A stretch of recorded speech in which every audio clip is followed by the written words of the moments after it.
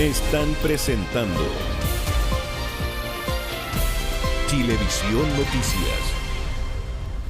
Estamos de vuelta en Chilevisión Noticias, nuevamente junto a Carlos Grech, para contarles que esta mañana más de 200 chilenos ya han sido trasladados tanto a Grecia como a España, saliendo de la zona de conflicto. Todo esto en vuelos humanitarios de la FAT, un avión Boeing que ha hecho 3 viajes, y desde ahora Carlos Grech se suma un segundo avión que podría ser el 4.º vuelo, que es un avión Hércules, que nos han informado acaba de aterrizar en Madrid, ya estarían en España. Por lo tanto, ahora hay 2 aviones de la FAT que podrían hacer estos vuelos humanitarios si es que fuera necesario traer más gente desde el territorio israelí. Aumentando la posibilidad de cobertura también para compatriotas que pudiesen seguir pidiendo también estos viajes desde territorio israelí. Se ha hablado entonces que la cifra hasta ahora de compatriotas que están inscritos y todavía no han sido repatriados se llega a 60, pero de todas formas se están todavía completando esas listas las autoridades en medio del traslado permanente. Se ha hablado entonces de un avión Hércules que estaba en Colombia y ese avión es el que luego fue trasladado a España para realizar estos vuelos también a partir de mañana. 81 pasajeros en el primer vuelo a Grecia, 51 en el segundo vuelo que también tuvo como destino Grecia y finalmente el último vuelo rumbo a Madrid, España, con 81 pasajeros en total. Entonces, en esta evacuación que ya se ha realizado, mientras este quinto de día de guerra en Gaza no solamente deja más bombardeos, más destrucción, sino también la preocupación sobre qué es lo que viene ahora. Ha habido por parte de la ONU la exigencia de crear un corredor humanitario y desde este mediodía la población de Gaza ha quedado sin electricidad. Había ya escasez de insumos básicos, de alimentos, de medicamentos por el bloqueo total que existe en ese territorio desde el sábado. Pero como es un territorio muy poblado y muy empobrecido, esa situación se ha agravado aún más en las últimas horas. En cosa de segundos, este edificio en Gaza se vino abajo. Era un edificio bancario en el sudeste de la franja que sucumbió a los ataques que Israel dejó caer hoy en la ciudad. Hamás respondió con cohetes y con otras armas como estas. Con este video de propaganda, este miércoles Hamás mostró parte de los drones que está utilizando para atacar a Israel. Una ofensiva a la que ahora se sumó la Yihad Islámica, otro brazo armado palestino. Prometieron un intenso lanzamiento de cohetes sobre el sur y centro de Israel, tal como ocurrió ayer en Ashdod. Ataques, dicen, en respuesta a los bombardeos israelíes que no se han detenido.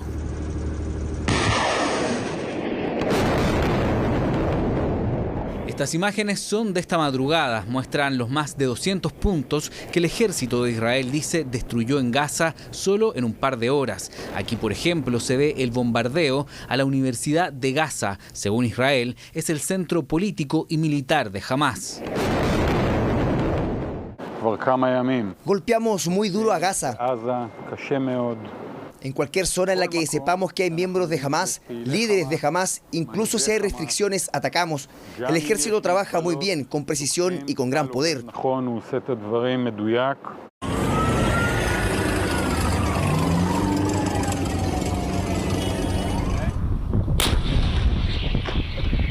Pero ahora la tensión aumenta a medida que se posicionan los 300.000 soldados israelíes que fueron ubicados en la frontera de Gaza durante el día. Además de los ataques aéreos, ahora Israel anunció un inminente ataque terrestre sobre el territorio, mientras el primer ministro Netanyahu conformó un gobierno de unidad para hacer frente a la mayor guerra que han vivido desde hace 50 años. Israel tiene el derecho a defenderse. Han sufrido un espantoso ataque terrorista este fin de semana, con muchas víctimas civiles, pero también espero, por supuesto, que cuando veamos la respuesta de Israel, esta sea proporcionada. Los bombardeos se han repetido durante todo el día, agravando aún más la situación de Gaza, que ya se ve al límite por el bloqueo total israelí implementado desde el lunes. Ya escasea el agua, la comida, los medicamentos y desde el mediodía también se fue la luz.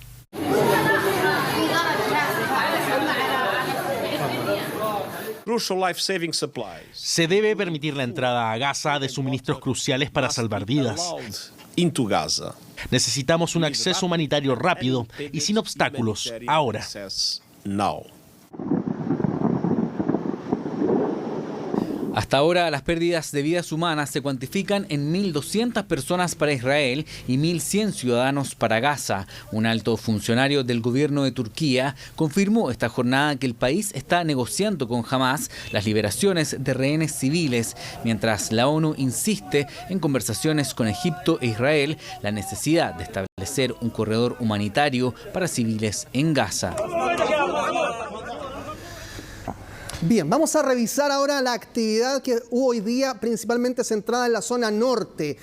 Ya lo hablamos, la frontera norte captó la atención por dos cosas. Aquí estamos viendo el mapa, la frontera de Israel con el Líbano, porque durante la mañana hubo dos ataques. Un misil antitanque fue lanzado desde territorio libanés hacia puntos fronterizos por parte de Hezbollah, hacia dos bases que son Aramsha y Maalot, que son puntos fronterizos, puntos de control de las fuerzas israelíes en territorio israelí. Por contraparte, entonces, vinieron los ataques por parte de Israel hacia dos puntos del territorio del Líbano, buscando también fuerzas de Hezbollah. Y ahí hablamos entonces de Daira y Yarin, que son dos puntos fronterizos donde hubo algunos ataques. Mientras tanto, más tarde se generaron alarmas antiaéreas, específicamente en zonas un poco más al sur, ya dentro del territorio israelí, y que fue lo que generó mayor preocupación. Si avanzamos en el mapa, vamos a ver entonces ahora qué es lo que ocurre con esas ciudades donde se generaron estas alertas. Incluso en Haifa, en esta ciudad, hubo videos, había imágenes de personas evacuando edificios habitados, condominios, que corrieron hacia refugios antiaéreos en pocos segundos. Lo propio ocurrió en Najarilla. Habíamos visto la declaración de una chilena que estaba cerca, estaba ahí, en Najarilla. Lo vimos hace un rato en el Extra.